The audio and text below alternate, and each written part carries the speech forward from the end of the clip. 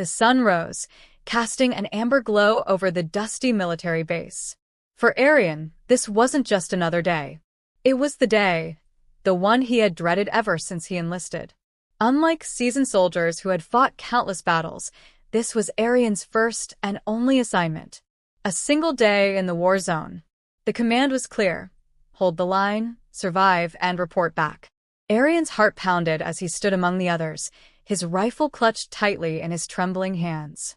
He was a young man, barely 20, with dreams of becoming a teacher one day. War had never been part of his plans. Yet here he was, dressed in heavy combat gear, standing on the precipice of life and death. As the transport vehicle roared to life, carrying the squad to the front lines, Arian glanced around. The faces of the other soldiers were hard, weathered by years of battle. Their silence was deafening. Some stared out into the void, lost in thought, while others adjusted their weapons with an unnerving calm. One soldier, a grizzled man named Captain King, caught Arian's eye. "First time?" King asked, his voice gruff but not unkind. Arian nodded, swallowing hard. "Keep your head down and stay close to me," King said. "War doesn't care if you're ready." The vehicle jolted to a stop. The air outside was thick with smoke and the acrid smell of gunpowder. Explosions rumbled in the distance, and the ground seemed to shudder with every blast. Arian's legs felt like jelly as he stepped out, clutching his rifle as if it were his lifeline. "Positions!" King barked, snapping Arian out of his stupor. The squad moved into the trenches, a labyrinth of mud and chaos. Arian took his place, his heart hammering in his chest. He peered over the edge of the trench and saw the battlefield stretched before him, a barren wasteland dotted with craters, shattered trees, and the lifeless bodies of those who had fought before him. The first hour passed in tense silence.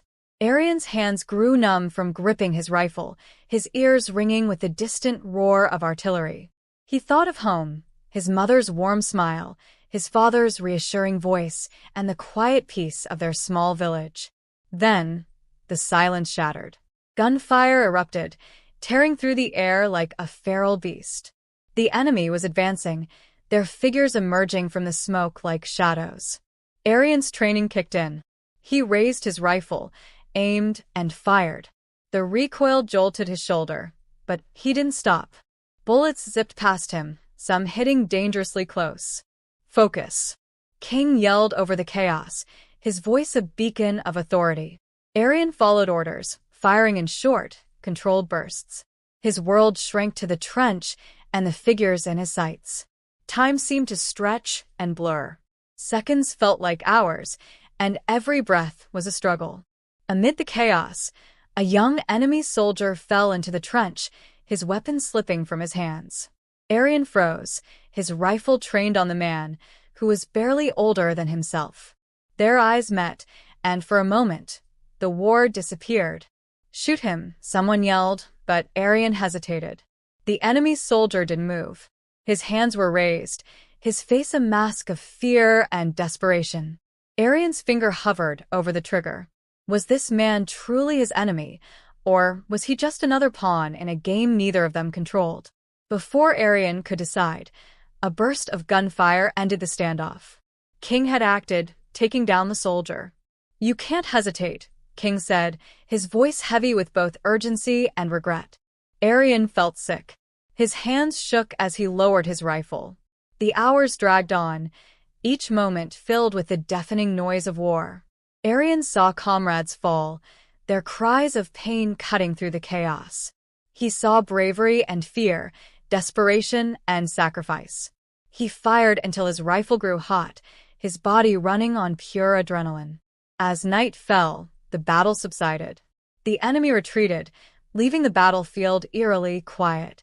Arian sat in the trench, his body aching and his mind numb. The faces of those he had killed haunted him, their lifeless eyes staring back in his mind's eye. King sat beside him, lighting a cigarette. "You did well," he said, exhaling a plume of smoke. Arian didn't respond. He stared at his trembling hands, stained with dirt and blood. "Is it always like this?" he finally asked, his voice barely above a whisper. King took a long drag before answering. War isn't about glory. It's about survival. But that doesn't mean it gets easier. The next morning, Arian was pulled from the front lines as promised. His single day in the war zone was over, but the memories would stay with him forever. Back at the base, he sat alone, trying to process everything. He thought of the enemy soldier, of the comrades he had lost, and of the senselessness of it all. War, he realized, was not a grand adventure. It was a relentless storm that left nothing but devastation in its wake. As Arian boarded the transport that would take him home, he knew he would never be the same. His perspective had changed, his innocence lost. But in that loss, he found a new resolve. He would return to his village, not as a warrior, but as a teacher. He would teach the next generation the value of peace, so they would never have to face the horrors he had endured. The war had taken much from Arian, but it had also given him something, a purpose. And with that purpose, he vowed to make his one day in the war zone count for a lifetime.